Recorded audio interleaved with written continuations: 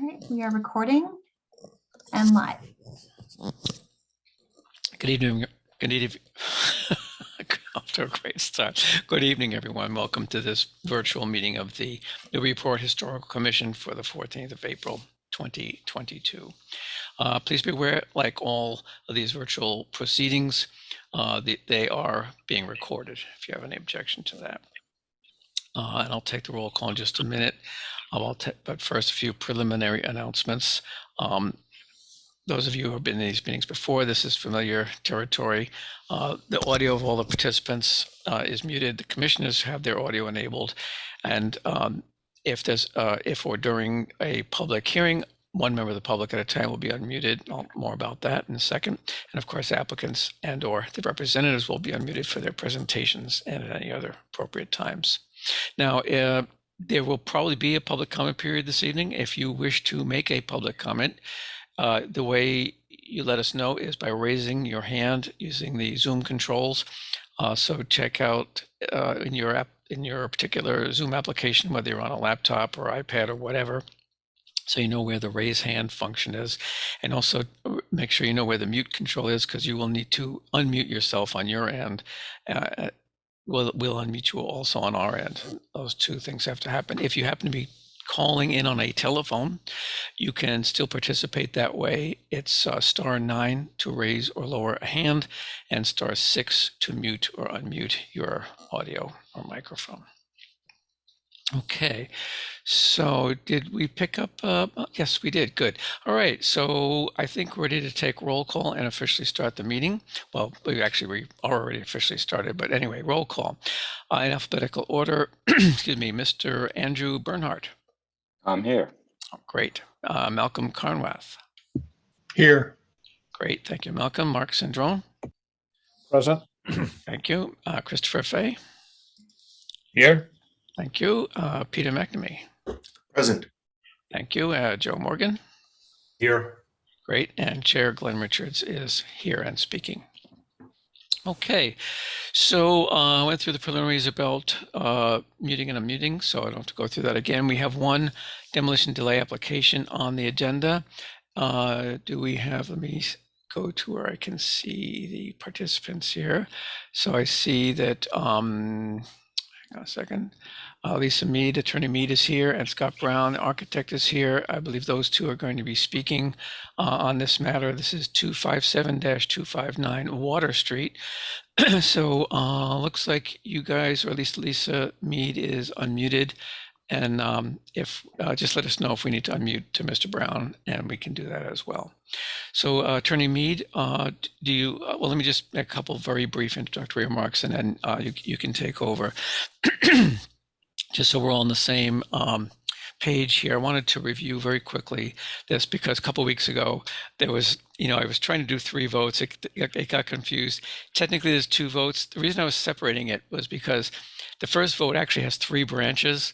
It can be historically significant, but not considered for preservation, historically significant, and considered for preservation, or not historically significant. So I was trying to simplify that. Obviously that didn't work. So we'll just leave it. We'll take 1 vote. We'll probably, when we get to that point, we'll just, the first vote will be whether it's historically significant and considered for preservation, and we'll take it from there.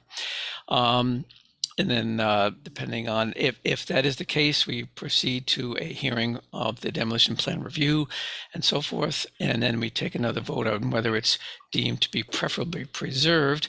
And if that motion passes, there's a demolition delay imposed. However, we can then have either further deliberation or just a motion to approve the plans as submitted. And if those are approved, then the demolition delay can be lifted. Okay, so having said that, hopefully I haven't confused anyone any more than you already are. So I'll turn it over to Attorney Mead. Do you want to present your case here? Yes, thank you very much, Mr. Chair, and members of the commission. For the record, Lisa Mead, Tellerman and Costa on 30 Green Street in Newburyport. With me this evening is Scott Brown, who is the architect on the project, as well as Bud and Sandy Manley, who are the owners of the property. As the chair said, we're here for a determination of historical significance, and our hope is then you release the project for demolition delay after you review the plans. but also looking for something a little bit different given the location of this property. Some of you may not be familiar with this process. Some of you are, so I'll talk to you a bit about it as well, but which would include formal written comments regarding the historical significance even after the renovations. So if you can go to the next slide, please. So the property is located at 257 to 259 Water Street. It's actually a two-family home. The Manleys proposed to convert it to a single-family home. And in addition to your approval this evening, the applicants will have to also get approval from the Zoning Board of Appeals for modification to a pre-existing non-conforming structure. That's related to the slight roof line change in the back, which actually, because of the change, has a bit of an upward extension because of the change of the roof style. And then also Conservation Commission approval given its location next to the river, of course, but most importantly, for the purposes of what we're going to talk about in the floodplain. So we are here for the determination of historical significance, and then formal written comments relative to the historical significance of the property itself and the property within the Joppa Historic District. The potential improvements to the structure being considered are substantial enough to require compliance with the zoning ordinance regarding a floodplain, as well as the FEMA regulations regarding substantial improvements. And what that means is if your property is located in the floodplain, then under the FEMA requirements and the Conservation Commission requirements, or actually the zoning, there has to be a determination of what substantial improvements are, which means that any improvements that are worth more than 50% of the value of the structure are considered substantial, in which case, absent a finding of historical significance or continued historical significance, the structure would have to be brought into compliance with the FEMA flood standards. And I'm going to talk about that in a minute. If you could go to the next slide, please. So here, what that would mean is that the house would have to either be demolished, which the Manleys don't have a desire to do, and raise it to be at least have the lowest member of the living space 4 feet, about 4 feet over the existing grade. One of the reasons that the value of these improvements are going to exceed 50% of the value of the structure, current value of the structure, is that part of coming into compliance with FEMA, the Manleys will be bringing all of the utilities up out of the floodplain, so the furnace and things of that nature will no longer be in the floodplain. In addition, they're converting it, of course, from a two-family to a single family. So while certainly there are not a significant number of changes happening to the exterior of the house, and Scott can go into this a little bit later, there is some significant changes into the interior and making it compliant with FEMA requirements. So if you could go to the next slide, please. So one of the exceptions, of course, is that, FEMA didn't mean to require all historic structures to be removed in order to have them come into compliance. And so if it is determined to be historically significant, then there is an exception that the building inspector can make a determination that the FEMA requirements don't have to be complied with. That is, that substantial renovations or substantial improvements can take place. So here, this property, the house was constructed in or around 1875, according to the district data sheets, and 1898, according to the assessor's records. The structure is listed as contributory on the district data sheets for Water Street, where there is described as having an Italianate double house in architectural style. There is no Form B for the structure, and the Form A doesn't specifically mention this property, but of course does talk about the line of homes along Water Street in Joppa. As I note, the structure is located in the Joppa Historic District. Sanborn insurance maps, and you can go down to the first one, please. The Sanborn insurance maps don't actually cover this portion of the city. However, we have been able to locate several historic maps showing this area of the city.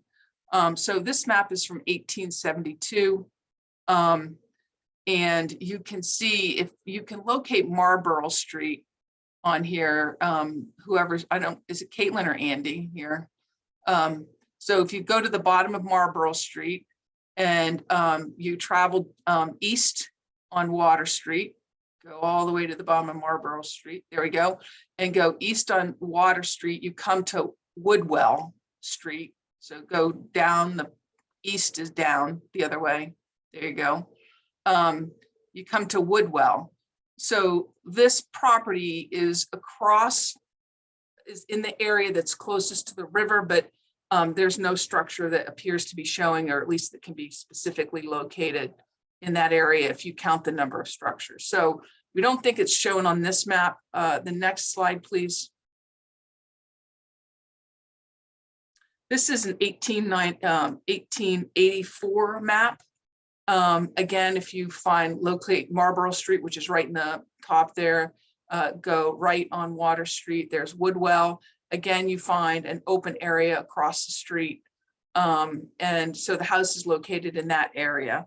So given this, we think it's more likely that the assessor's records are correct, that the house is probably constructed around 1898, but we're not positive. So the reality is the house is certainly historic by our definition in the ordinance, somewhere between 1884 and 1898. If you can go to the next slide, please. This is the 1924 assessor's map, and certainly the house is located there in 1924. So while there's limited information, it's certainly clear that the house is located historically along the Joppa district, and certainly a part of the setting that is described in the Form A as being important. Essentially, for all of those who don't know what the Joppa district actually is, it actually runs from Bromfield Street all the way to Rolfs Lane. That's what was considered the Joppa district. Some people believe it's closer to like Hale Park to Flatiron Point, but it was actually a much larger area. Next slide, please. And here's the current assessor's map, locating the house. And that'll give you a pretty good idea. You don't see Woodwell on this. It's just off to the left, opposite 249 Water Street. Next slide, please. And here's some current photographs of the house. The Manleys recently purchased this house. So next slide, please. So that's traveling east on Water Street. There's a look close out to Plum Island from Water Street across the backyard. Next slide, please. Here's a front view of the house. Next slide, please. And here's the right side or the east side of the home. Next slide. And this is traveling west on Water Street. So you can see the east side of the home. You can see the later added addition on the back. Next slide, please. And then this is traveling east. So you can see the row of houses of how they line up going down towards the two oldest houses on this street would be, at least this section of the street, I should say, are the furthest down to the left.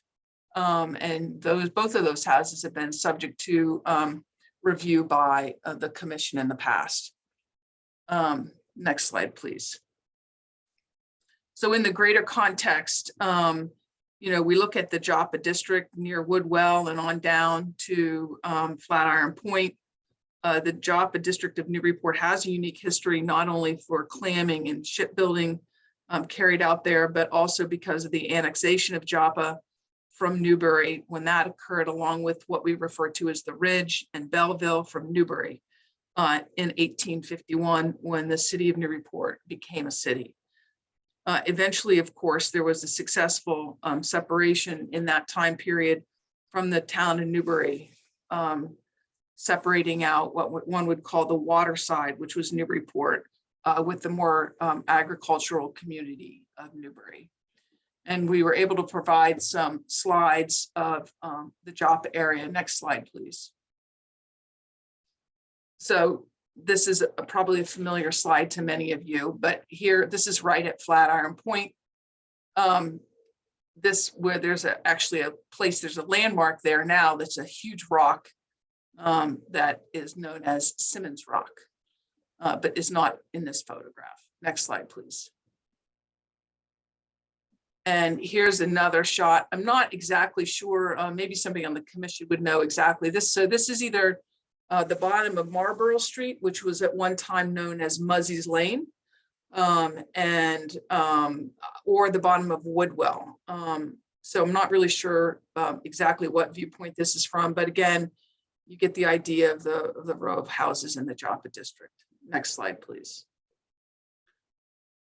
And here is a shot of the clam shacks that are all too familiar with for many of us. And the next slide, please. And this is a shot looking back at, I'm not really sure why we have some video problems here, but looking west on Water Street, right at Flatiron Point in the beginning of the actual clam shack series of clam shacks. Next slide, please. Pardon the interruption, Attorney Mead. Is Flatiron Point? I hadn't heard that term before. Is that point there where Union Street meets water? Is that? That's exactly right. Okay. Yep, that's exactly right. This is known as Flatiron Point right here. So if you go to the next slide, please.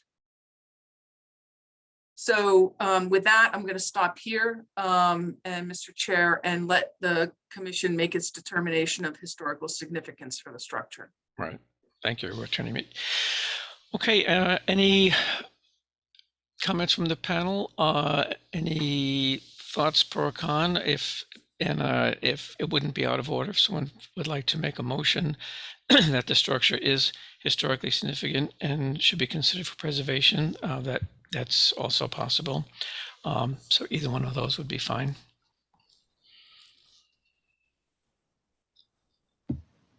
Are you looking for a second?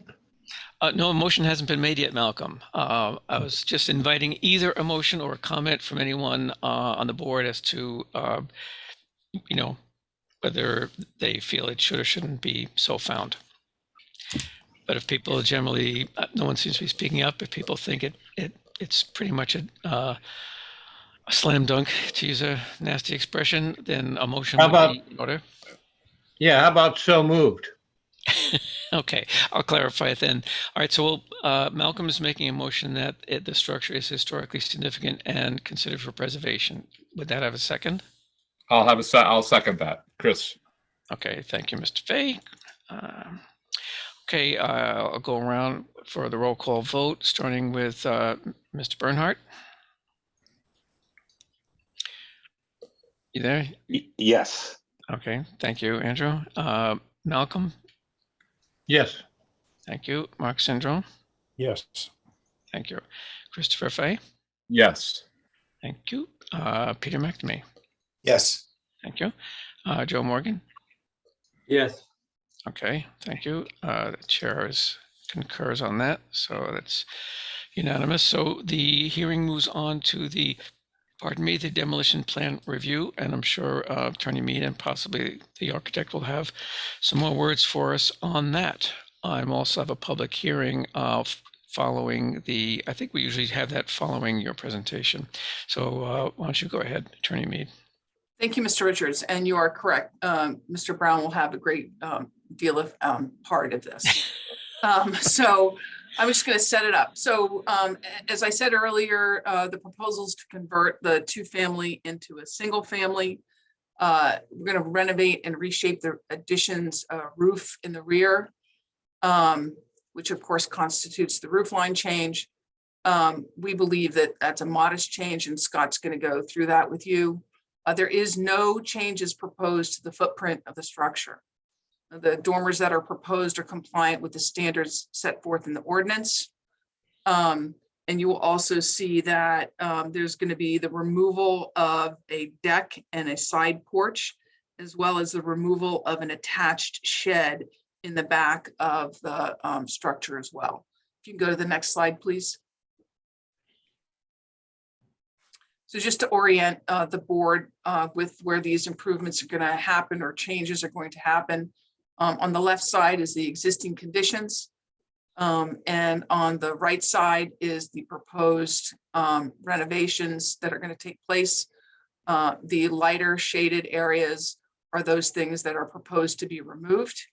And then Scott notes the location of the dormers on the top of the main structure. And with that, I'm going to turn it over to Scott Brown, who is the architect. Well, thank you, Attorney Mead. If we could, Caitlin, if we could just zoom into that proposed site plan on the upper right there, just for a brief second. Great, thank you. So this is one of those rare projects where we're actually removing more than we're adding. And as Attorney Mead had already mentioned, those hatched areas indicate the things that we are removing. So we're removing a first floor, sort of an ad hoc shed on the back of the house. That's going. A deck at the back left corner and a side porch on the left side as well. And we're adding 2 dormers at the roof level. Next slide, please. So the next 4 sheets, I'll walk you folks around the project. And, in each one of these sheets, we have the proposed elevation at the bottom of the sheet and the existing elevation at the top of the sheet. So the commission can get a real sort of sense for, the things that we're proposing to change. So one of the things that we're doing with this house is we're proposing to completely reskin it. We're replacing all of the windows and doors. Right now, there's currently sort of many different varieties of replacement windows and doors throughout the house. There are no original windows and doors, but the plan is to replace all those with the higher end product and to also bring everything into sort of the same window pattern from an architectural standpoint. So at the bottom, you could see that, at the roof line, we're adding 2 dormers, as Lisa already mentioned. These are compliant with the city standards in terms of their setback from the sidewalls below, and also set back a significant distance from the front elevation and back elevation of the house. You can see at the back right corner, that's the section of the house where that is not original. Not part of the original box of the structure. These are later additions.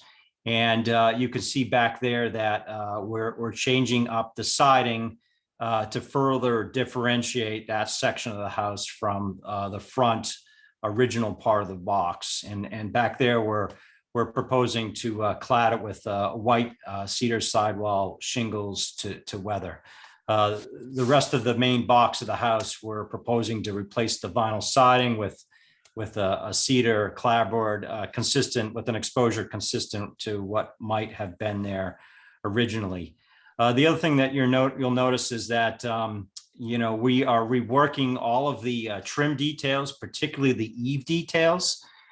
This is one of those homes that when it was built, it had a built-in gutter, and of course at some point it had failed, and like so many of the older homes we've seen, that instead of trying to sort of repair that built-in gutter, they simply hacked it off and replaced it with your standard aluminum K-style gutter. So we're taking that gutter off and planning to rework it so it has a sort of a more authentic looking detail to what would have been there originally when this was originally built. The one thing that we're doing on the front of the house, the 8 windows that make up sort of the first and second floor window pattern. The outer 2 windows, we're proposing to push those out away from those windows in the center. This has a lot to do with some of the stuff that we're doing on the inside of the house. We had a spirited debate in the office as to whether or not, this sort of impacted the character of the house. And we kind of all concluded that it didn't really have much of an impact and was worth doing to get kind of a better kind of configuration on the inside of the house. Next slide, please. So this is a right side elevation or east facing elevation. So at the top, the drawing at the bottom, so you can see one of those dormers that we're proposing to put at the 3rd floor. Again, compliant with the city's standards for dormers. The window pattern on the original box here is not changing at all. We're working with the existing window locations. We're working with the existing door location, and that will actually be the main entrance to this, what will be a new sort of single family dwelling. As Lisa mentioned, we're going from a 2-unit dwelling to a single family dwelling. And on the back right there, this is where we're doing the bulk of the work. Again, changing, window patterns, trying to sort of bring everything into a sort of a more consistent appearance. This is where we're proposing to sort of change the roof line. Next slide, please. And this is the back of the house or the water side. So this would give you a real good idea of what we're doing and why we're doing it. So the existing elevation at the top is not the most aesthetically pleasing configuration that I've ever seen. And, we're really hoping to sort of clean that up and get kind of a nicer roofline configuration.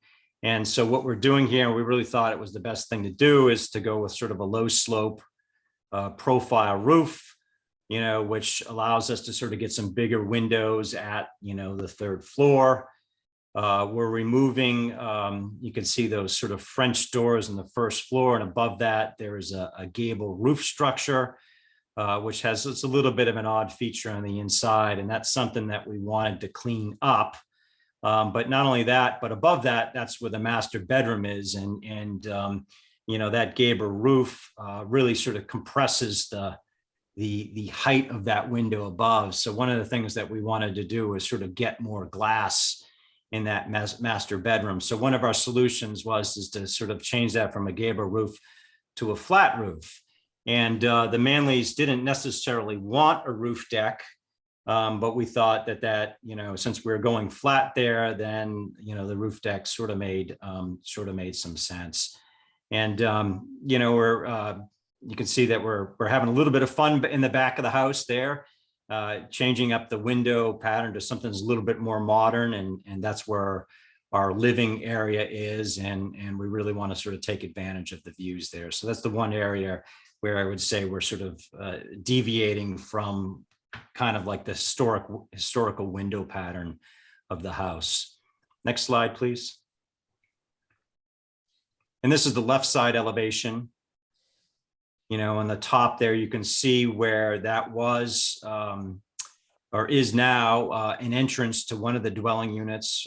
We're proposing to remove that, replace it with a window. These window openings are are staying in the same locations, but we're shortening some of them up. And again, largely having to do with what we're planning to do with the floor plan layout. Some of those windows have bathrooms behind them. And again, dormer at the 3rd floor level. And on this side of the house, this is what you're first going to see coming down Water Street. And, we're not planning to do the same size dormer that we're doing on the other side of the house. Next sheet, please.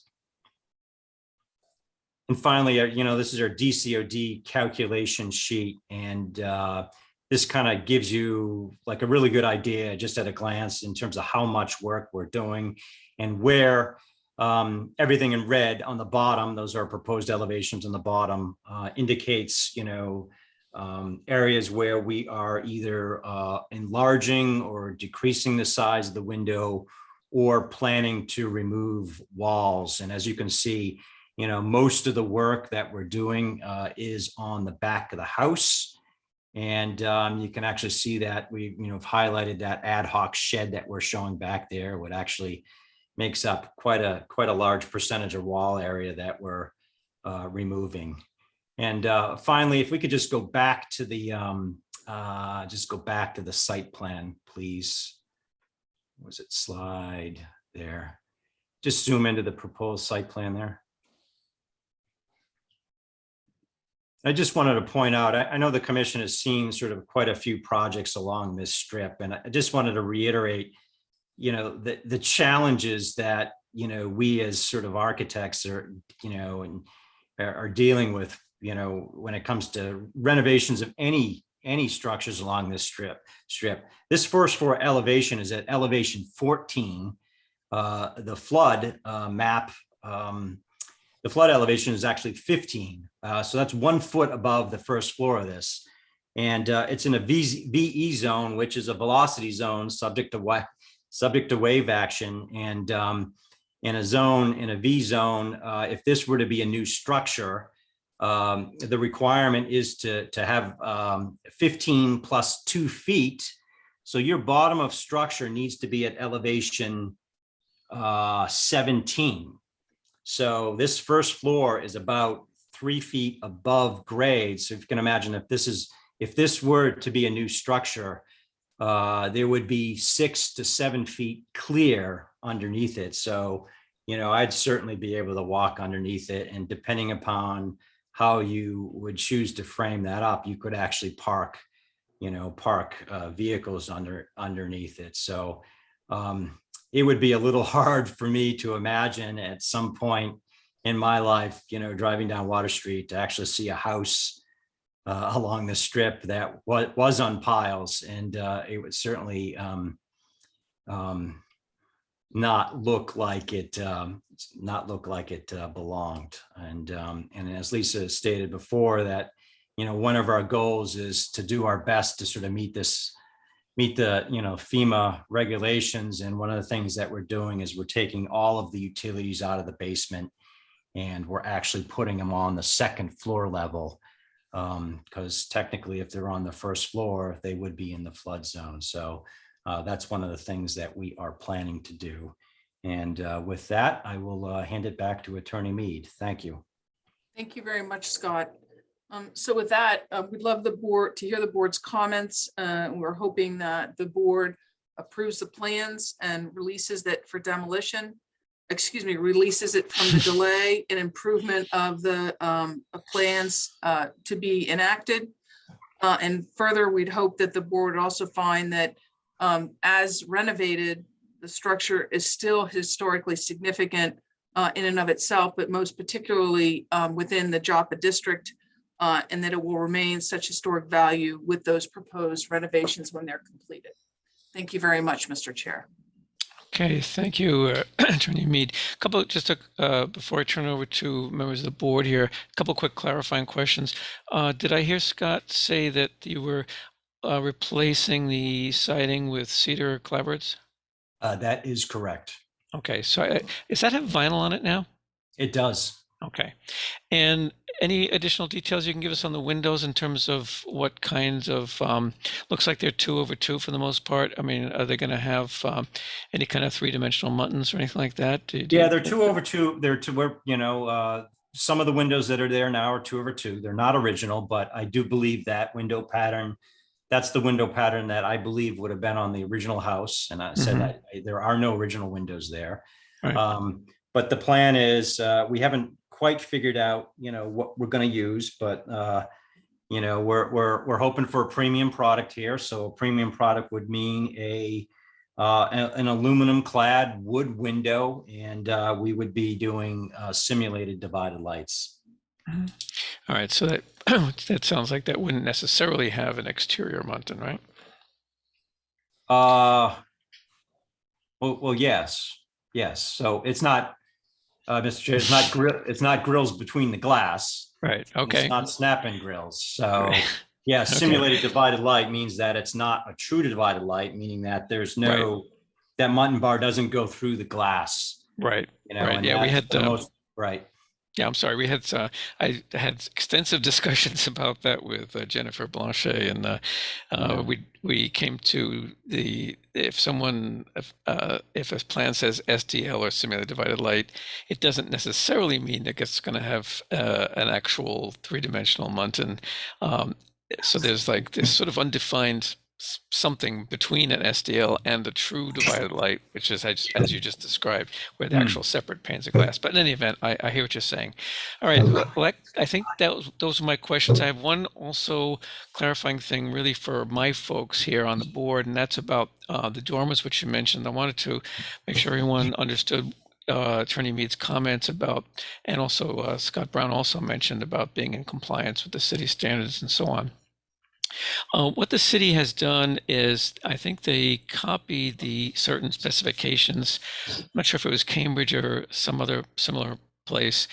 Anyway, to make a long story short, they cut out an exception to the requirement to get special approval for a dormer if it complies with certain specifications regarding how far it's set back from either side and how far it's set back from the plane of that wall below it.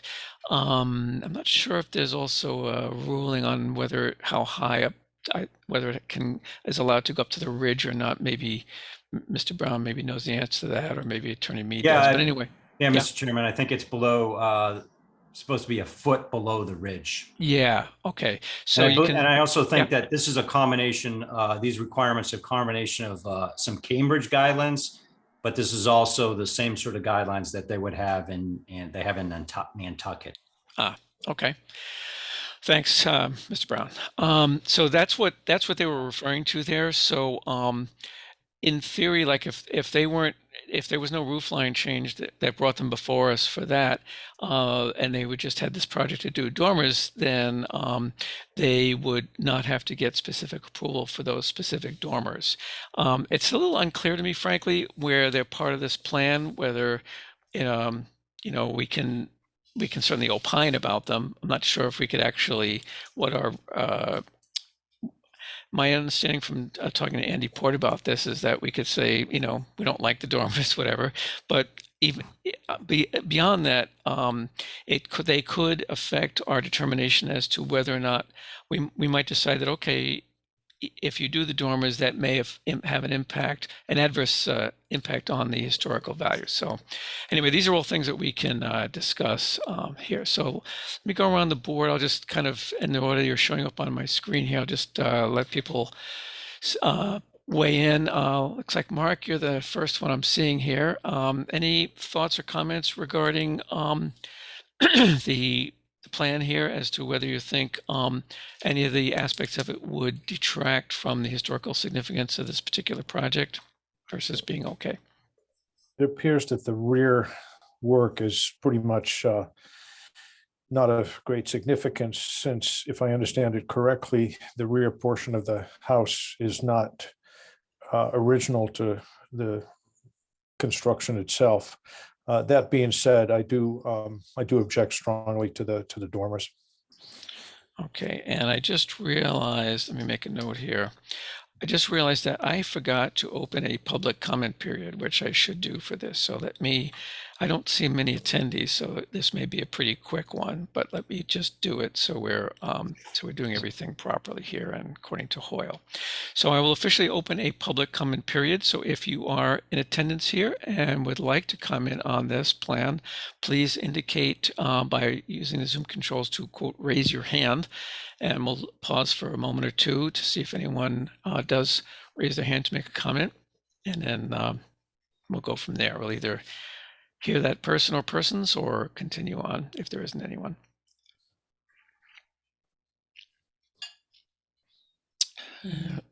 Another couple of seconds. Looks like we probably there aren't that many attendees. So looks like I'm not seeing any hands. Okay, so we'll then close the public comment period. I'll make a note here that there were none. Okay, thank you, Mark, for your comments. I made a note of the two things, your comment about the dormer and about the work being done in the rear. I assume you're point there was that that's kind of a good thing, that it's in the rear and kind of out of sight. Yeah, that's that- correct. Okay. That's correct. I do think that dormers significantly change the character of the house, especially in this particular situation where the dormers are going to be seen in profile, and they will definitely change the character of the house. Okay. All right. Thank you, Mark. Let's see who is next here. How about Andrew Bernhardt? I know you're relatively new here, but any thoughts or comments? And by the way, if someone has already said what you're thinking, you can simply say, yeah, I agree with Mark or whomever.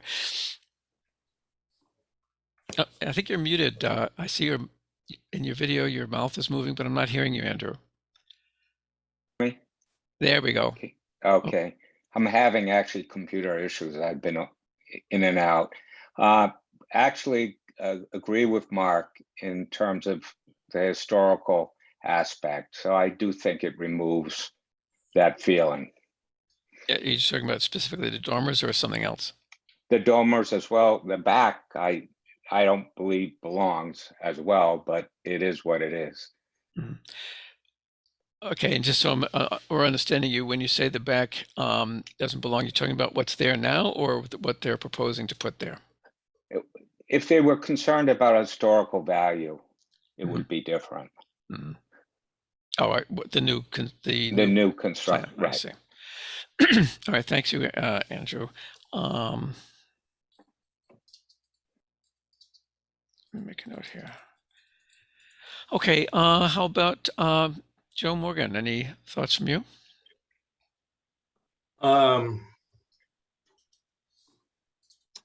Well, in terms of the proposed alterations, I think it's an improvement. It's an upgrade. They're replacing the vinyl siding. The dormers are always an issue, but in other instances, they would be able to do these dormers by right. So I can't object. I don't think the house is such of such a vintage or interest architecturally or historically that I would object too strenuously to the dormer additions. I understand they're trying to activate the upper floor for use, so I don't think I have anything constructive to add.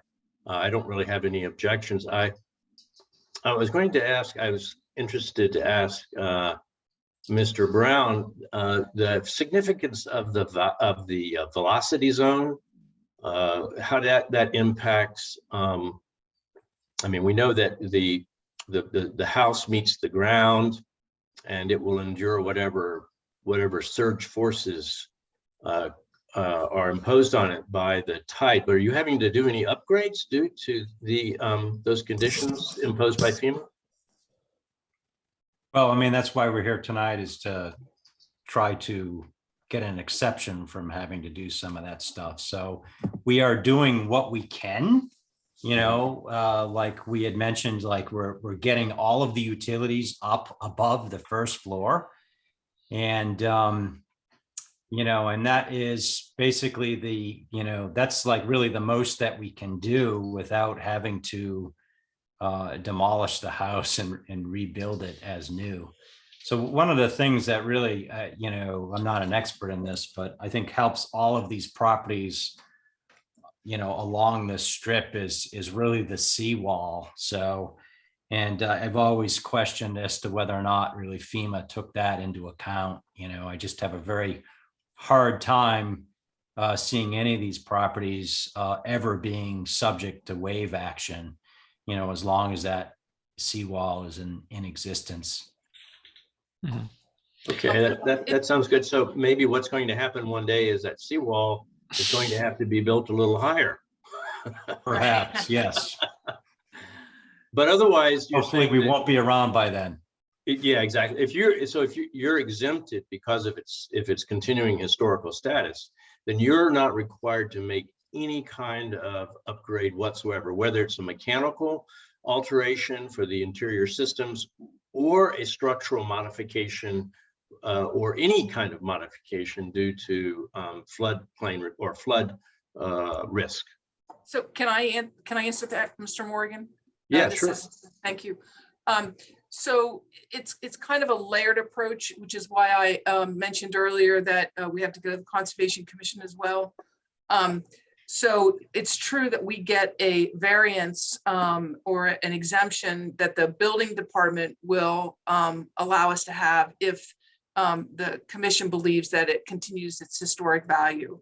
But they are allowed that if we are doing a substantial improvement, they are allowed to request us to do things like move the utilities up above the floodplain. We had a house, you might recall, the one that actually is right by the sewer treatment plant, where flood vents had to be installed. And same way with the house next door to it, flood vents had to be installed. So there are certain things that have to happen if you can do it, but you are exempt by and large from the FEMA requirements. Okay, thank you. Yeah, thanks, Joe, for asking about that. I had actually made a note to ask about that because I was wondering myself, because it seemed contradictory to say getting an exemption from FEMA requirements, but then also saying trying to adhere to FEMA requirements by moving utilities. So I think between Mr. Brown and Ms. Mead, you've kind of explained some of that. So thanks. Okay, Christopher Fay, would you like to weigh in on this? Yeah, I just it's a bit of I think a dilemma for us, because on the one hand, the applicant is asking us to determine that it is historically significant, unless I've misunderstood, to get a FEMA exemption. Is that correct? That's correct. Okay. And then at the same time, the applicant is asking for, well, it's the dormers, and especially that one on the front that I'm looking at right now. So I feel like I'm caught in the middle. I'm not a big fan of the dormers, so I'll reiterate and echo what other people said before. But I also think that we're kind of asking for two different things. One of which is it's historically significant to benefit this, but it's not that it's not historically significant. But we'd also like to add some modern features. And for me, I'd have to kind of go one way or the other, you know. Mm-hmm. So I think in asking for, I think it clearly is historically significant, but it's also being asked for to get this exemption, which I completely understand, because if it would be too costly to change all these things. But I think there's a compromise in there somewhere, perhaps, or especially around the dormers. That's all. Okay, thank you, Chris. And how about let's see, Malcolm Conworth? Yeah, I think it's like Chris said. I think I'm not a fan of dormers. I think the house is kind of a Newburyport duplex. It's on one hand, it's kind of the only thing Italianate about it was the pediment over the doorway, it seemed like. But the other side of the coin is too. It's the back part is a nice improvement, even though you don't really see it probably from the street. And I don't want to, on one hand, I don't want to tie their hands either, because it's an unusual situation. Especially if all the utilities and the heating system and everything else is going on the second floor, they're losing living space. So it makes sense that they go into the attic. Of course, you get a nicer view up there. So it's a complicated thing. Yeah. And what I don't want to see is them tear it down and put something on giant pilings and raise it up above everything else on the street, you know? Right. Yeah, I think you're not alone there. All right. Thanks, Malcolm. Anything else? That's a good point about yeah, and I hadn't thought of that, but that's a good point too about losing some space, a certain amount of space to utilities having been moved up. Peter, back to me. Any thoughts on this? Nothing terribly original. I don't disagree with anything that's been said so far. The addition on the back, I think it's it's attractive, but a bit awkward. I don't see it necessarily fitting, but it doesn't really bother me all that much. It is at the back, et cetera. It's, it's appealing enough in its own right. So I sort of skipped past that. I love that we're getting rid of the vinyl siding. I love that to death. And I'm a fan of the refenestration of the south side, the side that faces the street, moving those windows toward the outer edge. I like the balance that gives. And, as Malcolm said, it's a Newburyport duplex. I live in one of those. And it's no longer going to be that. So I think it's fine to sort of do a little transition there. Don't like the dormers at all. That's been said. And I'm not a fan of the fenestration of the west elevation. That seems just awkward. All those shorter windows, it seems out of balance. Can we see that? Yeah, there seems to be so much going on. It doesn't really know what it's doing throughout. So I'm sure there's some utilitarian reason for that. Bathrooms, I think, was mentioned. It just looks awfully awkward. But I like some of I like the cedar siding. I like the change to the front. I have no strong feelings about the back, and I dislike the dormers intensely. Okay. A quick question for, I think this would be Mr. Brown. We don't see it here because this is an elevation, but if I remember correctly, that where what you were referring to as the original box of the house, the old part of the house, and where the new one joins, is that set in slightly, or are those two? Yeah, maybe the best. Flush. Just go back to slide 21, Caitlin. I think this is the best view to. Yeah, the site plan. Is that the plan view? Yeah, this would probably answer your Okay. question, Mr. Chairman. Yes, it does. Yeah. Yeah. So about, what is it? Looks like a couple of feet. Yeah, about 3-4 feet, something like that on the left side. Okay. Yeah. And, so like that back right there, that, the whole addition, what they do to this back of the house is just very awkward. And the roof lines as they exist today, they just, they're really difficult to deal with. But I think this had like a back, like a rear L to it at one point in time where it was set back the same distance on either side. So it was like a smaller addition to the main box on the back, but not an addition in the sense that it was added later, but Right. It's just a different volume on the back of the box. And then at some point they added, an addition to the back right and linked it up to all of that. Making for a very, very odd layout in there. And Yeah. I imagine they had to do that because it was a half house, right? And they were adding on, and you couldn't, and you needed more square footage, and that was the only place to actually do it. Right. Yes, and arrangements like that are actually pretty common in this town. And by arrangements like that, I'm referring to things that are weird because of the many, things happening at different periods of time and so on. So while we're on this slide, if we could just zoom into the house a little bit. Again, Caitlin, sorry to make you do this over and over again, but I'm hearing no dormers, no dormers, no dormers. I think that was maybe 4 or 5 no dormers, but so this accurately reflects kind of the footprint of the dormers from if from above. So I'm wondering how the commission would feel like if we were to see the dormer on the back left-hand corner is significantly smaller than the dormer on the east side. And I just wonder how the majority of the commission would feel if we were to make both of those dormers the same, meaning they were smaller to match what we're showing in the upper left-hand corner. And keeping in mind that they're set back pretty far from the street, so if you were on the sidewalk across the street, they're set so far back, I don't think you're going to be able to, and this house is a very tall house, I don't even think you're going to be able to perceive them.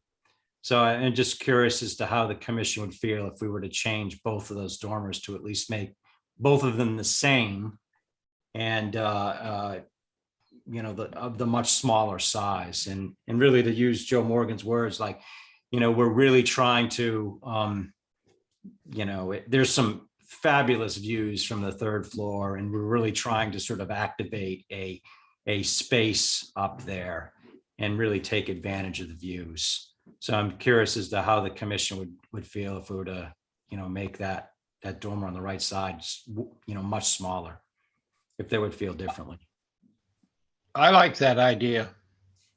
So make the dormer on the right the same size as the dormer on the left. Yeah.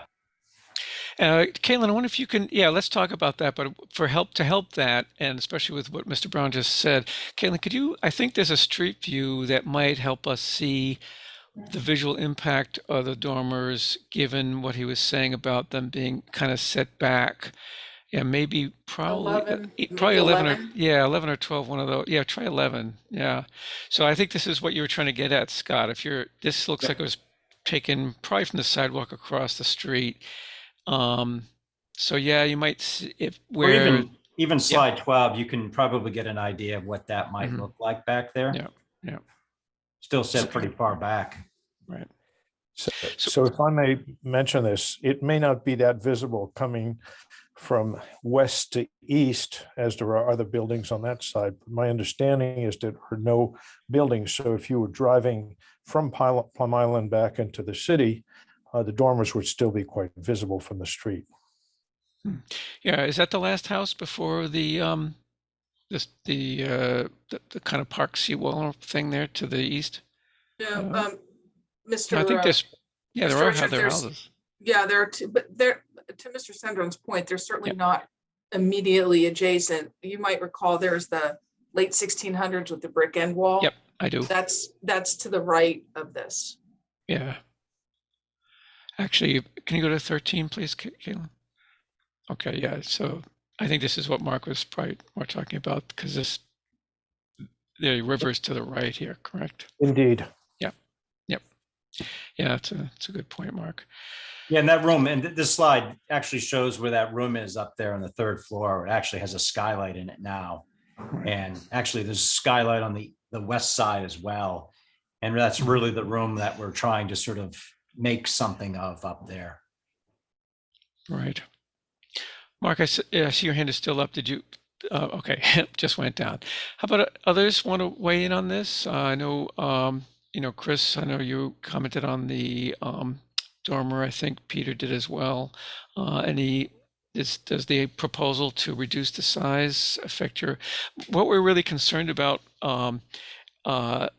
is what is the impact, if any, on the historical value of the property in terms of is it going to detract from it being a historically significant and a property or a structure that contributes to the historic character of that particular neighborhood? So that's really what we've got to decide here. And any thoughts? Oh, yeah, Joe. Well, I don't think so personally. I just don't think the structure is very interesting. I mean, it doesn't really have any historical features to really, other than it's the age of its bones, and yeah, you're completely reciting it and there's really nothing there of interest in my mind. I think it's more of a scale issue. Clearly, you transform it into a 3-story structure when you add the dormer. But I don't know if that in and of itself makes it non-historical. The reason why it's historical, I believe, is really just because of its age. But I don't know. It is nothing like in a preservationist sense. I don't know if there's anything that we're trying to preserve, particularly there, that's going to be transformed. Any feature that will be transformed by the addition of the dormers. So that's my 2 cents. So sorry. Okay. Well, that's good. Thank you, Joe. Peter, do you want to? I see your hand went up.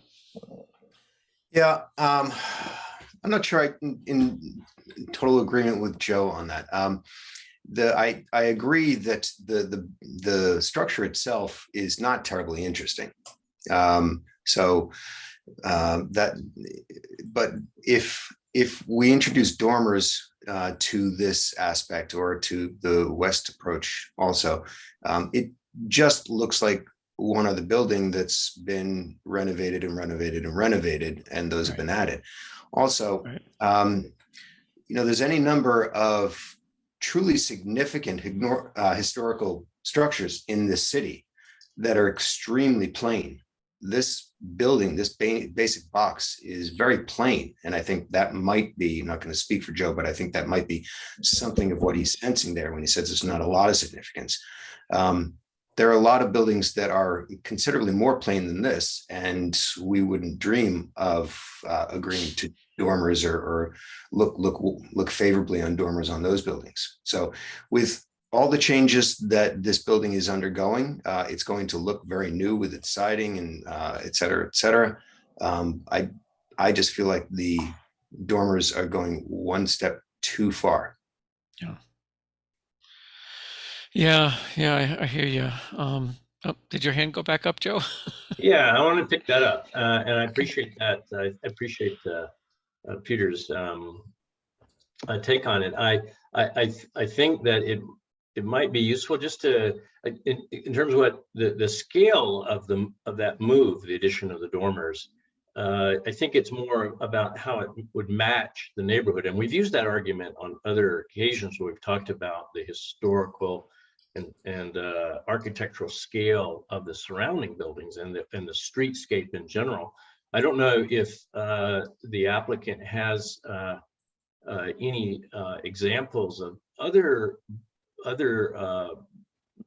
structures along this street that might be of that same scale. So I think it's a valid concern to make a building feel so big that it is out of scale with the rest of the streetscape, and that I would be sensitive to. In the particular building itself, I clearly I'm not so sensitive to it, but the streetscape, yeah, it might be inappropriate. So yeah, and I'll comment briefly. I'm sorry. Did you want to say something, Peter? This is Bud Manley. I raised my hand. I don't know if it's okay for me to speak at this point. I'm sorry, who was it? Bud Manley. Applicant. Oh, okay. The applicant. Oh, okay. I'm sorry, but I didn't recognize the name. Yeah. Just give us a minute here on this deliberation, and we'll give you a chance to weigh in. Okay. I'm just going to say about the scale, as if you looked at what was submitted along with this application, there was quite a bit of information about the Joppa district. There was a Form A on it. You're familiar with those. I know we had one recently up around, was it that place, Plum Street, I think it was. There was a thing going on there, and certainly in the Prospect Street near the just off State Street, where we were talking about the impact of the Institution for Savings Project and so on. So fit in the neighborhood. Anyway, I looked over the those materials, and so thank you for submitting those, Attorney Mead or the applicant. That was interesting stuff. But you'll notice if you read through the Form A, I think you even commented that this particular structure isn't mentioned, although it was certainly there when they did that Form A, because that was done in like 1980, I believe. But what they were describing was the historic, almost like sub-village or neighborhood of Joppa, where it was populated by people who were fishermen, clammers, maybe in the wintertime might have worked in shoe factories and so on. Not particularly upscale. There were a few slightly higher end houses that may have been owned by people who were a little bit up the food chain, so to speak, as far as the shipbuilding that was going on in that vicinity. And I say shipbuilding, probably, not humongous ships, but like schooners and that sort of thing. So this does relate to, that scale. This building came along, when this building was built, I think it was that historic neighborhood had already changed significantly. And so, I think you can see from this, both the street view from this direction and the one from the opposite direction looking east, you can sort of see how it is considerably larger than the really significantly older buildings, some even going back probably, I'm not sure if there's any 17th century ones. I know if it goes up, yeah, I think it does, because it includes up to Neptune Street and so on, where, we've got that old salt box and so on. At any rate, I don't want to go on too long about this, but yeah, the scale is interesting, and the effect on the neighborhood, that is something that we ought to think about. So anyway, I see some hands up here in my panel, so let me go back to these guys. Malcolm, did you have a comment you want to make? Yeah, I think if the dormers are acceptable by the city, as Joe was saying, I think that one thing I was thinking of, I don't mind the dormers. I would like to see them both the same, and I'd like to see them both as symmetrical as possible. I was wondering why on one of the drawings, the dormers on the east side had like three windows the same, and then one in the middle that was like half the size. And I was curious if that was for a bathroom, or maybe Scott could answer that. I don't know. Yes, Malcolm, Scott Brown. And, since on the second floor, we're actually going to be losing a bedroom. What we're trying to do is get a bedroom on the third floor. And so you are in fact right. That is intended to be a bathroom, which is why the window is different. Yeah. Would it be possible to make them all the same, the windows the same on both sides, and have them equal and symmetrical? Yeah, I mean, I've already already said that, I think we can work a little harder and to make the dormers on both sides match. Yeah. So what you'd be seeing on the left side would be the same on the right side. And we just have to reconfigure, find another way to reconfigure that up there and get what we want. Yeah, I So- think I'm not. I think this is not a really a high-end building to start with, and I think that if the city's going to say you can put dormers there, and the alternative is knock it down and put something where you could drive a car underneath, that's not interesting to me. And I think that even if you had the larger dormer on both sides, if they were equal and symmetrical in terms of windows, I say go for it. That's my opinion.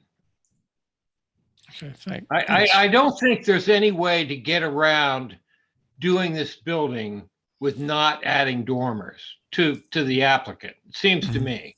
Mm-hmm. I think the alternative is not worth looking at, which would be Okay. knock it down and build something new and have it,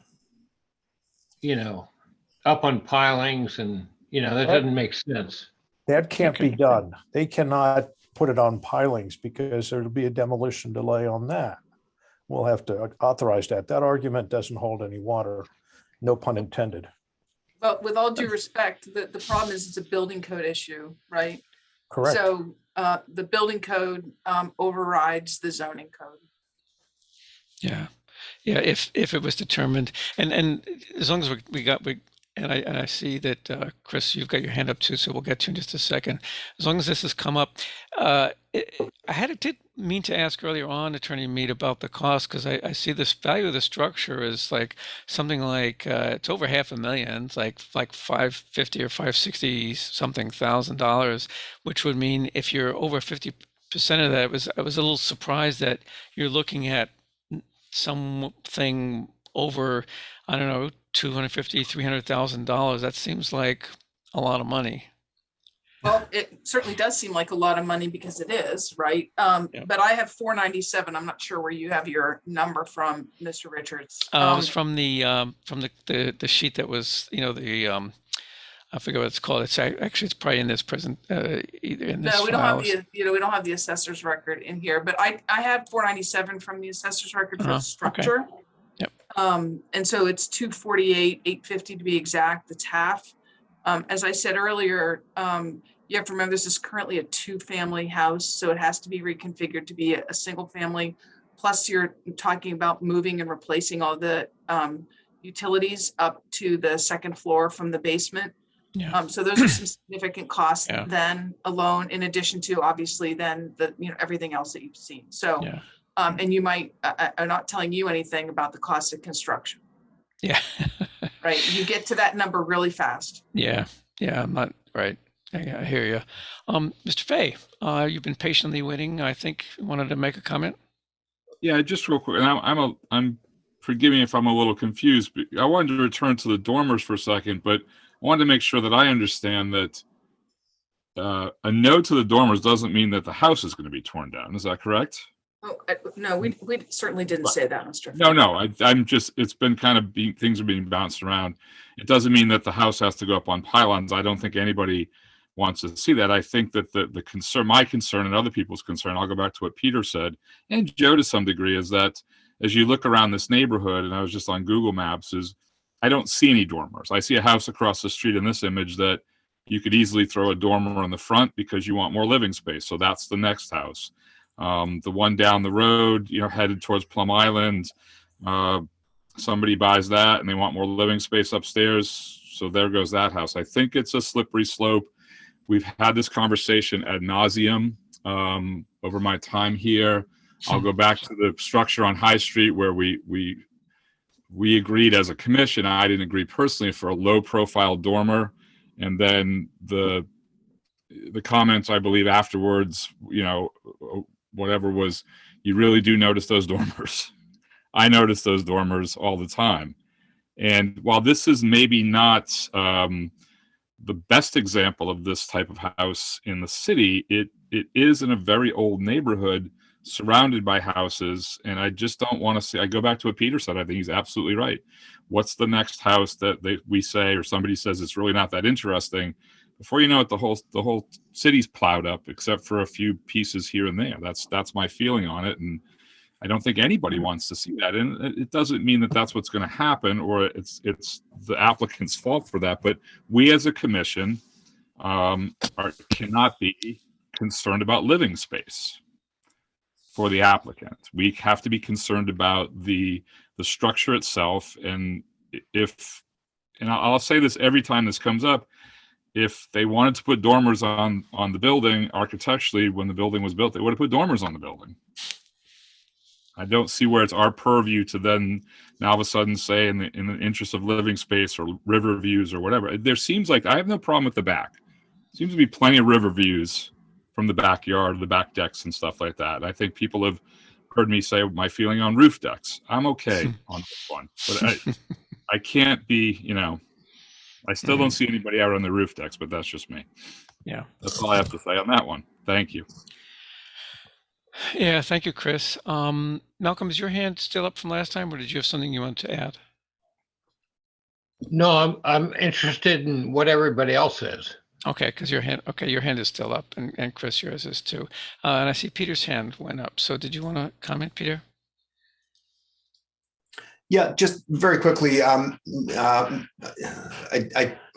not entirely on the same page with Malcolm in his closing comment there that without the dormers, it doesn't look like a project worth doing. There's an awful lot happening here. It does not appear to me to be a deal breaker with regards to the dormers.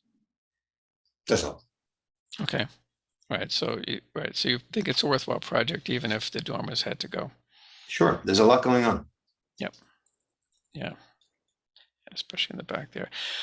Okay. If there's a break in our action, I think the applicant, do you still want to make a comment? Sure. This is Bud Manley. I understand, all of your viewpoints on this. I come with a viewpoint as well, where I lived in Newburyport my whole life.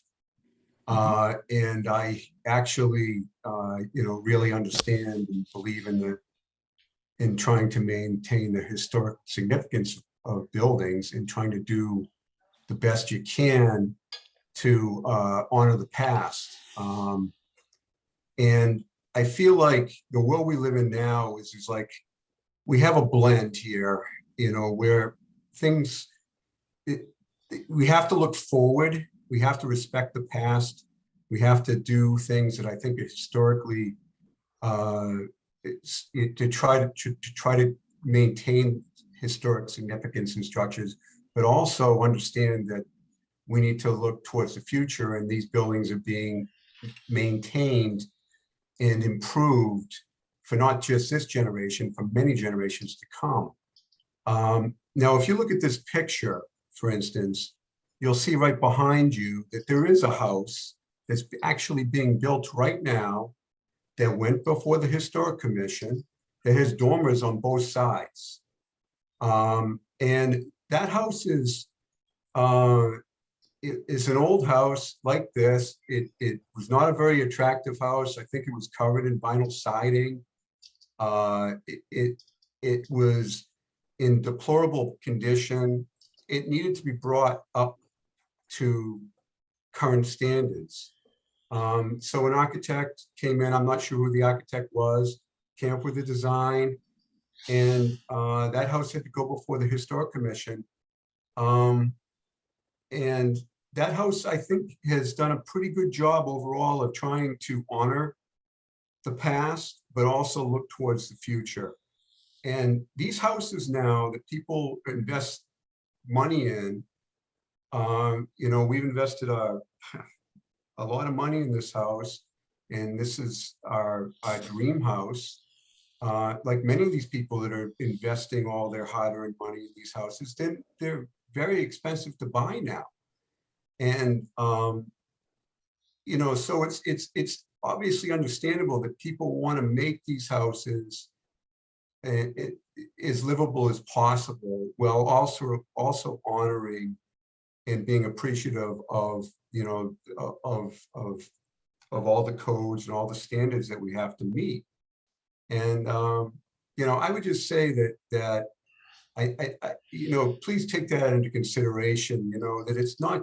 I think what Scott has actually drawn here is a beautiful improvement to a house that is really an ugly duckling. I'll be honest with you. It's covered in vinyl siding, and even with the dormers, it is a tremendous improvement for the neighborhood. It will raise the values of real estate in that neighborhood. It will be, and it really does, in my mind, honor the historic past. Now, there was a comment, about, if people wanted dormers, they would have built them. Well, things have changed, people actually did build dormers. They built them up on High Street, and that's where the rich people lived.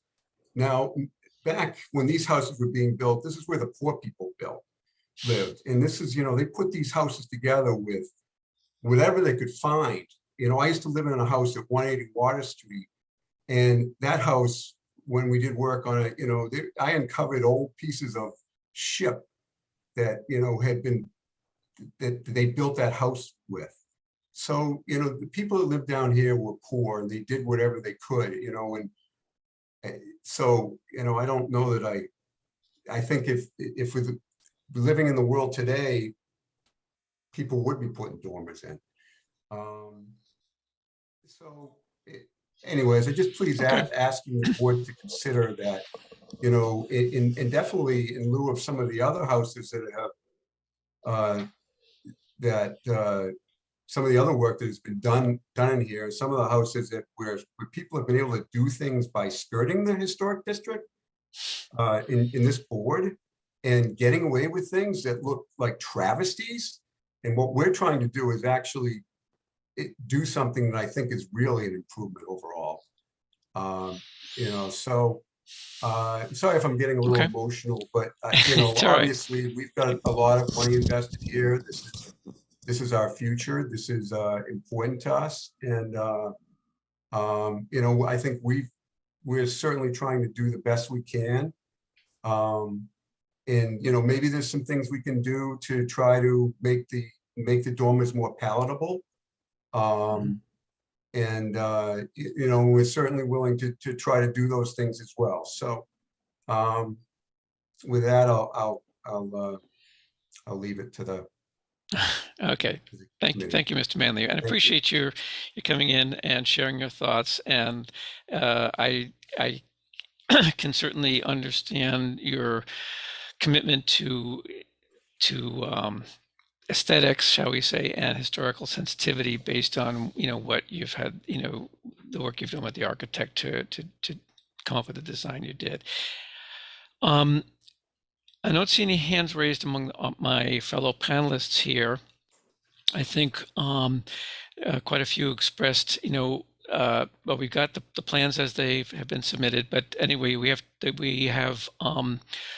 to take a vote on whether the structure is historically significant and preferably preserved, which would obviously impose the demolition delay, which we could then talk about whether or not we want to, you know, remove that or not. But the first thing we have to decide is the house, is the structure preferably preserved? Mr. Chair, yeah. Mr. Chair, you actually Yes. already took that vote. No, we said it's historically significant and considered for preservation. And then Oh, we had okay, the this is your second Right. situation. Okay, Yes, right. this is the second vote. And this is the one that if it is, and if it's quote, preferably be preserved, then it imposes the delay, which we can then discuss if we want to lift by approving your plans. Would someone care to make that motion? I'll make that motion that the house is historically significant and worthy of preservation. This is Mark Sembron. Okay, thank you, Mark. Is that seconded? I second it. Okay, Andrew, Andrew. right? Yeah, thank Yeah. you. Okay, going by alphabetical order, Andrew, you're the first in the alphabet. Your vote on that? Yes. Okay, and again, just so everyone understands, we're just deciding whether it's historically significant and preferably preserved. Malcolm Conworth? Yes. Okay, Mark Syndrome? Yes. Thank you. Chris Fay? Yes. Thank you. Peter McNamee? Yes. Okay, thank you. Joe Morgan? I'm going to vote no on that. Okay, that's fine. And the chair is going to vote yes. Now we can, does anyone want to comment on whether or make a motion to either to approve the plans or not? The way motions are voiced or structured is in the positive. So even if you think you don't approve of the plans, the motion would be to approve the plans as submitted. And then if you disagree or if you think you do not want to approve, you would just vote no to that. And of course, if you do approve the plans as submitted, then you would vote yes. And since this is the plans as submitted right now, we're talking about the plans we're looking at that have the large dormer on that east-facing side. Would anyone care to comment or make such a motion? I'll move that 257-59 Water Street be approved by the board as presented in their proposed plans and that the demolition delay be lifted. Okay, thank you, Joe. That was Joe Morgan. Is there a second? I'll second that. It's Peter. Okay, thank you, Peter. Okay, going around again. So an affirmative vote here means that the demo delay will be lifted and the applicant can proceed with these plans. Mr. Bernhardt, your vote. No. Okay, thank you. Malcolm Conworth?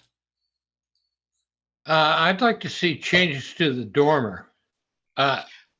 Just being that the windows be the same all the way across.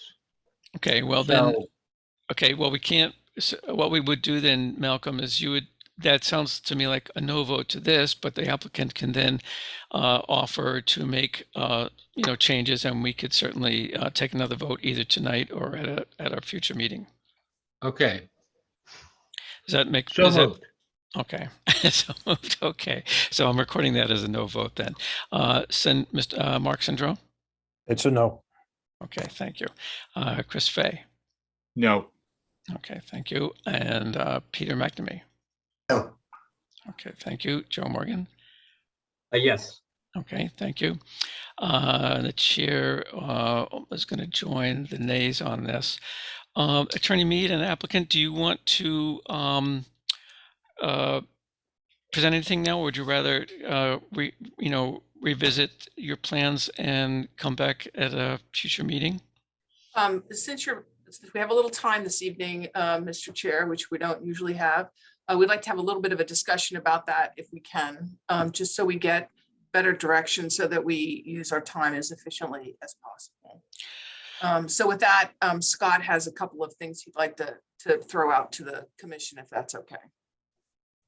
Let's see, it's 8:25. Okay, as long as we don't take too much time, there are a couple of other things I want to discuss. But yeah, we have a little bit of time, so I'll allow that.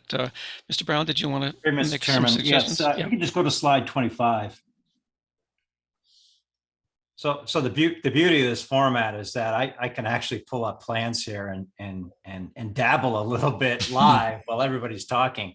So one of the things that Peter had mentioned earlier, which has bothered me, he was talking about the windows on this elevation, and I'm not sure if he used the word awkward, but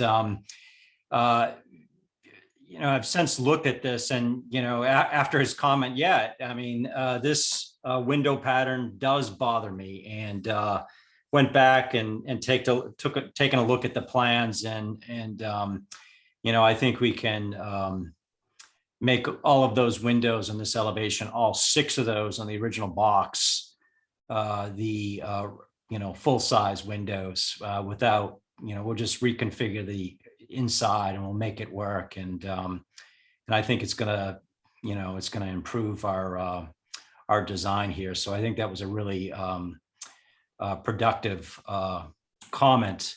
And the other thing I just wanted to talk about, going back to dormers, and if we could just go up to, I can't remember what slide it was, but that photo of looking down Water Street towards downtown right there.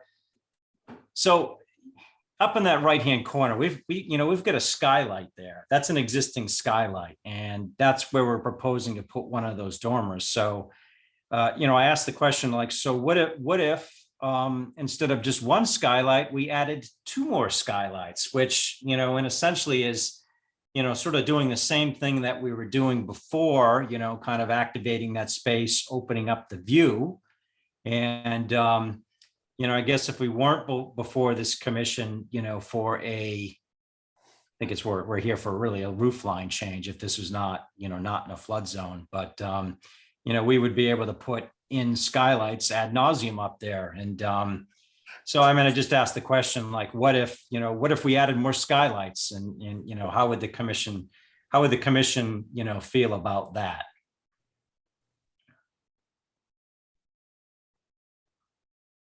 Just sort of a question for anybody to respond if they want to. Sorry, I haven't responded to a muted mic. You're saying skylights in lieu of dormers, and are you saying both east and west side or just one? Yeah, I'm just sort of asking the question because, the skylight, there's nothing historic about the skylight, and it's there. And, I suppose anyone within the city can pop a bunch of those in, and, and also, that skylight sort of looks like a solar panel too. And, somebody could come and, pepper this roof with solar panels, and whether it's a skylight or solar panels, it still sort of changes the look of the roof line and in a non-historic way. And, so I guess the point I'm trying to make is I don't really see those as much different as, from adding a dormer on that 3rd floor. All right, well, I see a couple of, let me let some of my colleagues respond. I see a couple hands up. Mark Centron, did you want to respond to that or something else? So the problem with the dormers is they do change the volume of the roof. They introduce different, as somebody mentioned, different dimension to the roof. I think skylights, in my opinion, do not change the aspect of the roof, really do not impact on the character of the house all that much, and I would have absolutely no objection for skylights. Okay, thanks, Mark. And Malcolm, you had a hand up as well, I think. Yes, I agree with Mark. I think that's a good point. Add a bunch of skylights, doesn't matter. Okay, thank you, Malcolm. Sorry, I don't mean to laugh. I'm not making light. Mr. McNamee, did you also want to comment? Just to say that Mark and Malcolm used my words. So, Okay. yeah, I'd be in Okay. favor of skylights. Okay. Maybe not So- a bunch of them. What was that? Maybe not a bunch of them. That sounds Yeah, helter-skelter. Yes, we don't want to take the pepper shaker filled with skylights. So it sounds like there's I count 3. Would you 3 in lieu of a straw poll? It sounds like if the design called for skylights in lieu of dormers, then would you be willing to vote yay rather than nay on the plan? Is that to me directly? Well, it's actually to Mark, Malka, and Peter. So I would like to see the plans and have the Right. architect come back with the plans, and so we could have a good Yeah. idea of where the Yeah. dormer- Okay. So, right. where So this. the So skylights would be and what they would like. yeah, and that's as it should be, Mark. And so that's some good to Attorney Mead's comments about specific direction and feedback. That's certainly something you guys can take back. Scott, anything else? Now, on the fenestration, I actually thought that they were talking about the fenestration in your new addition in the back, because that was a little bit odd as well. So I'm not sure if Peter's comment was about, Peter, was that where your comment was? Was it about the No, old? Scott, he got it He got exactly. it? Okay. All right. Very good. Can Yeah, I, 'cause Mr. Chair, I just want to flesh out this skylight versus dormer thing one more time. Mhm. So, and this is difficult because Scott and I, of course, are not in the same room with our clients. That's fine. So I know that there are some of you that are okay with the smaller dormer on the other side because it is actually much less visible than this one. And so would a combination of the smaller dormer and skylights be an acceptable alternative perhaps as well? Well, I think I'm not sure I read it the same way, but let me ask some Well, of the that's why I'm folks asking the question, right? Yep, I get it. I understand completely. So some of the folks I know, like for example, Peter, Chris, I know you spoke, had some pretty strong objections to dormers. Would you is your feedback that they would be better off not doing any dormers, just skylights on either side? Dormers, yeah, I'm not a fan of the dormers, and skylights really don't register with me visually. I know they're there, but Right. that I don't think they're nearly as intrusive. Right. Okay. Yeah, I would agree. I don't think skylights are ideal, but I would much prefer those than any dormer. So Right. the conversation I thought we were having was about just replacing the dormers with skylights, and I would be okay with that. Yeah, Okay. thank you, Chris. I'm just trying to flush that out. That's fine. Does that help you, Attorney Mead? I think that's clarified. Yeah, it does. I think I'm all set. Scott, did you have any other questions? Yeah, no further questions. So we do request a continuance, Mr. Chair, to your next meeting, which I don't know when it is. Okay, well, and technically you actually don't really need a continuance, but we can, since Caitlin is on the call, the next meeting would be the 28th of April. So, Caitlin, can you make make sure this gets added to our agenda for the 28th? Is that the 28th okay with you guys, Attorney Mead? I think so. Mr. Brown, is that okay? Well, I'm on the West Coast, but Well, let me, I think I don't necessarily think I need to be there for this. If we can make the right Yeah. revisions to this. I'm also booked on the 28th, but I may be able to work it around. So why don't we just call it the 28th, and then if we can't make it, Mr. Chair, we'll let Caitlin know. That sounds fine. That sounds fine. Thank you. Okay, very good. Thank you for coming in. Sorry, well, not really sorry, but just appreciate your patience, put it that way, and especially the applicant there, Mr. Manley. Thank you for your patience in working with us on this, and we'll see where it goes from there. So, Thank you very much. Thank you. quite Have a good welcome. night. Thank you. You too. Okay, a couple of general business things, and then we can call it a night. First one, I hope you had a chance to review the minutes from March 24th. Malcolm, you'll have to recuse yourself from approving those because you were absent at that meeting. Is there a motion to approve those minutes? So moved. Peter. Okay, I think I heard that was Peter, right? Okay, is there a second? Second. And Mark. Okay, Mark seconded. Excuse me. Okay, Andrew Bernhardt, your vote on approval of minutes. Yes. Thank you very much. Mark Sindrone. I approve the minutes. Okay, thank you. Christopher Fay. Yes. Okay, Peter. Yes. Okay, Joe Morgan. Yes.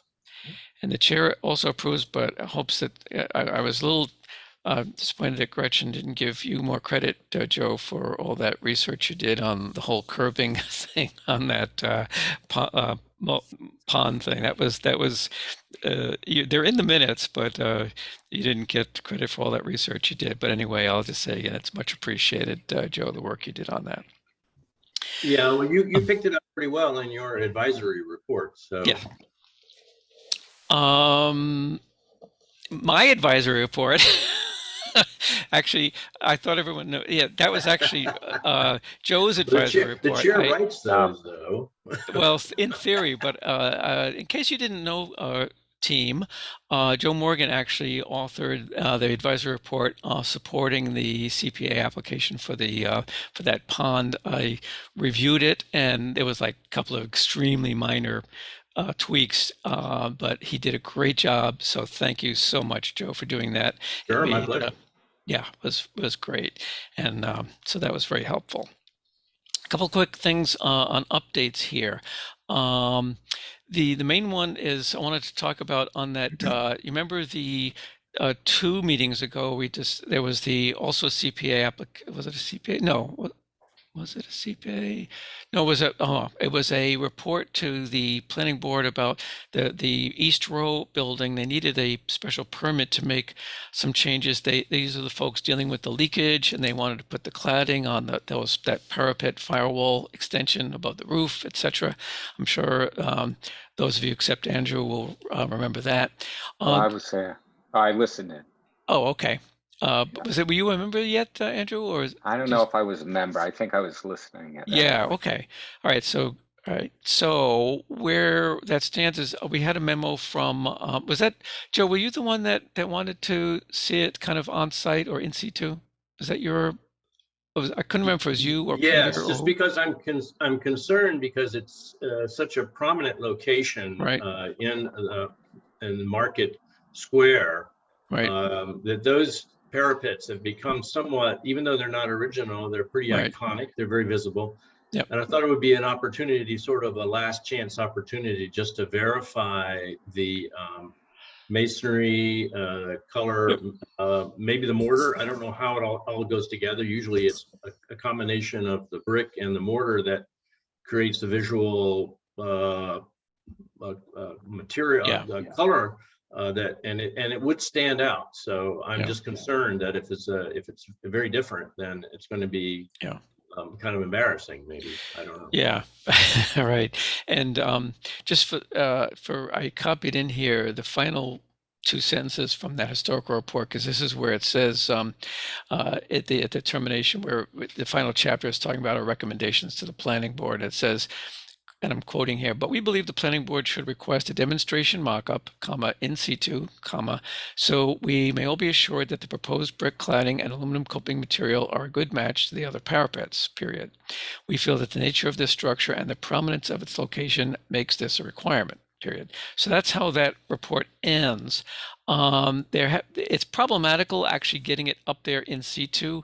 They have brought in, they have the example material, and they're proposing, bringing it, it can be brought on site to see how it matches up to the brick right there. And I think there's even, at one point there was, I'm missing this photo of I think they held up the cladding material and took a picture of it actually next to the parapet at the time they were up there.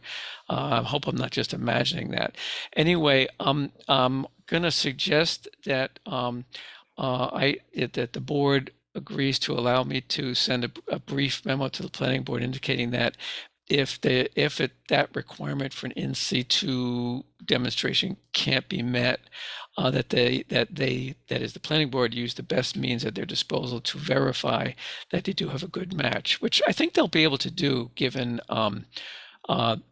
what they have and the care that I think the applicant themselves has actually done quite a bit to try to ensure that they have a good match for all the same reasons that we want it. Would that be okay with you folks? Yes. Okay. Yes. Let me put it this way. Anyone have any strenuous, what we used to call in Clamshell Alliance, blocking objections to that? So you're thinking about it, Joe. I can see the smoke issuing from your ears. No, I don't object to that. I believe we've mentioned that the parapet masonry is different than the original masonry at ground level or Right. anywhere in between. Yeah. So somebody, I believe, does need to get up close. Yeah.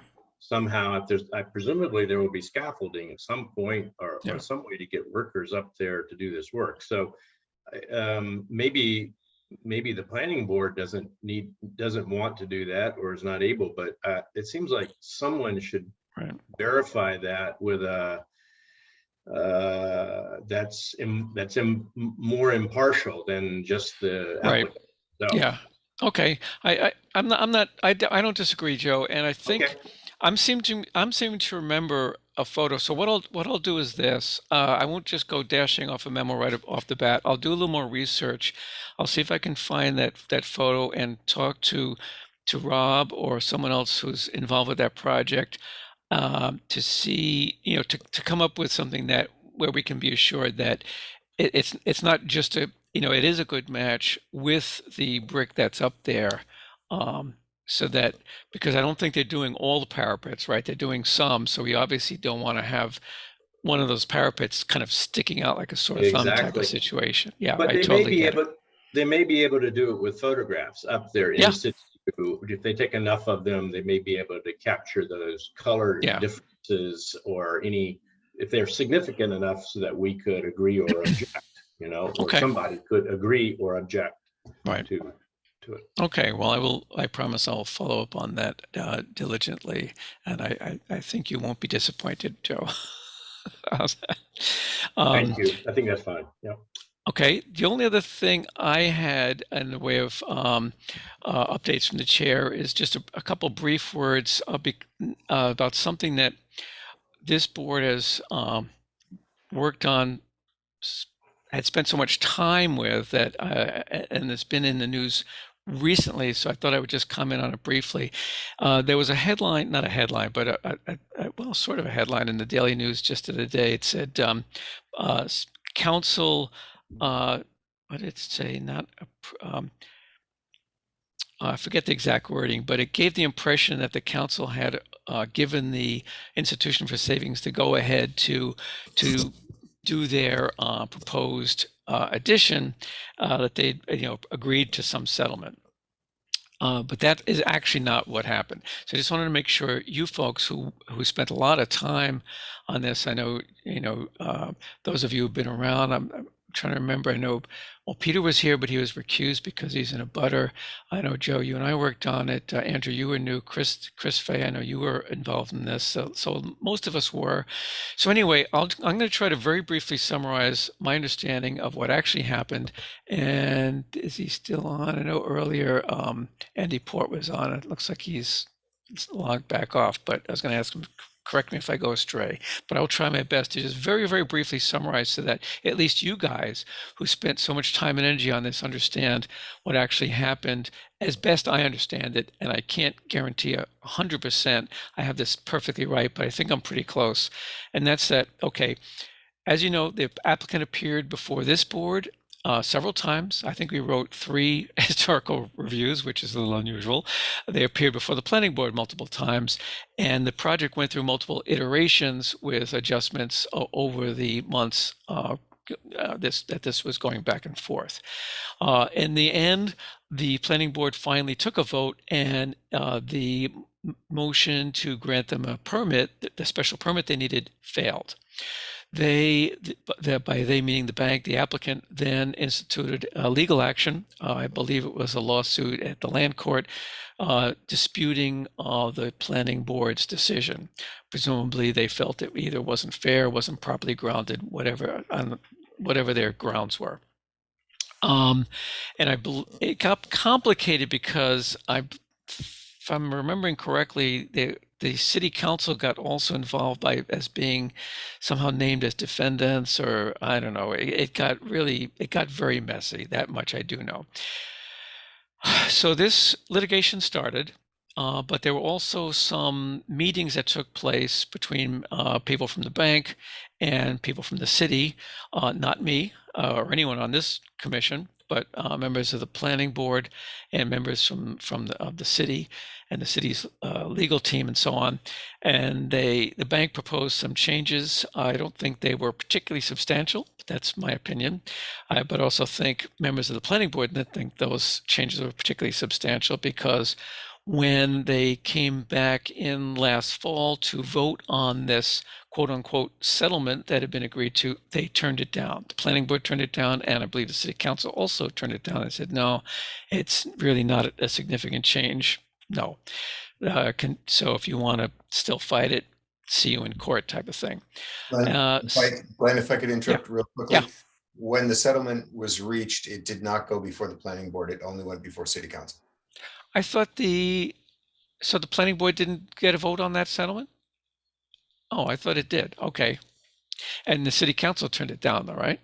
Correct. The city council's job was to vote to move it along to the planning board, and the city council voted it down. Okay. So this is the vote last fall we're talking about, right? Correct. Yeah. Okay. So somehow it got resurrected. What I was told by Andy Port, the planning director, was that the institution had proposed maybe still talking it over. Maybe we could resolve this out of court type of thing. So there was a vote on Monday night's council meeting to send a revised, I don't know how revised, I suspect not highly revised settlement back to the planning board to be reviewed, or maybe it's pretty much the same one, to let them weigh in on it. One or the other. So that's what was agreed to. So they have not, the city council has not, quote, agreed to a settlement in the sense that the litigation is resolved and they can go ahead and all that. It goes to the planning board, and we'll have to see what the planning board thinks in terms of whether they feel that the changes are sufficient to change their prior ruling or not. So that's where that stands. I just wanted to, cover that because at least the headline, the article itself was more accurate, but the headline was rather deceptive. So I'll end there. Does anyone, Peter, I know you know a lot about this. Did you want to add anything, or does anyone else have any questions on it, or shall we just wait and see on that one? Yeah, Joe, do you have a question, Joe? Yeah, I just don't understand why the land court would have sent it back to the city. What it was, that process had been started. How can it? Was there a settlement proposed to the land court such that they would send it back to the city for further decision? I mean, I don't get that. Yeah, As Peter. I understand it, Joe, they were pursuing the matter in land court, and they were given direction, both parties were given direction to try to settle. So the meeting, day and a half of meetings that Glenn referred to with some planning board members, some council members, representatives of the bank, et cetera, met and came up with a settlement. And that settlement was put before the city council with the job of voting yes or no. It should go to the planning board for consideration, and the city council voted no. Evidently, since then, I believe, and I could be in error on this, it has continued in land court the entire time. And the judge who ordered that the parties attempt to reach a settlement and put that before the planning board had a very strong reaction when hearing that it never made it to the planning board, that it was voted down by the city council. So it was brought back before the city council in order that it could be passed along to the planning board rather than upset the judge. All right. I see. So the planning board ultimately has the power to make the final decision on whether it's acceptable or not. And then it would go back to the land court.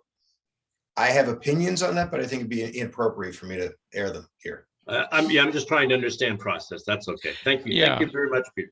Yeah, from what I understand, I think the answer, Joe, is yes. And that my understanding is that especially in the court's opinion, is that it's the planning board's decision to make, and that's how those ordinances were being interpreted. But I'm not absolutely 100% sure on that either. So we'll just have to hopefully hope that the mud in the waters settles and things become somewhat more clear. But I know a number of us feel that, have a lot of feelings about this one because we all worked so hard on it. And I'll stop there.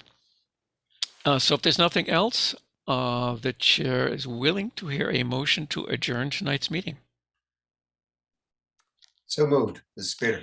Okay, Peter has moved to adjourn the meeting. Is it second? Second, Mark Sandron. Okay, thank you, Mark. So let's take a vote on that 1 second here. So, Mr. Bernhardt, in agreement to adjourn? Oh, yes, sorry. Sorry, quite all right. Malcolm Carnwath, and Yes. adjourn. Okay, thank you, Mark Sindrone. Yes. Okay, Chris Fay. Yes. Thank you, Peter McNamee. Yes. Thank you very much, Joe Morgan. Yes. And the chair is not going to go against the majority opinion here. And I will agree and vote yes to adjourn the meeting, thereby bringing tonight's meeting of the Newburyport Historical Commission to an official end. Thank you one and all for your attention and all your comments. We had a good discussion today. It was I wasn't too surprised to hear some of the opinions about dormers. But it was good discussion. I'm glad you're all giving it, your thoughtful attention. Appreciate it very much. So good night, everybody. Thank Take you. care, Thank Tom. you all.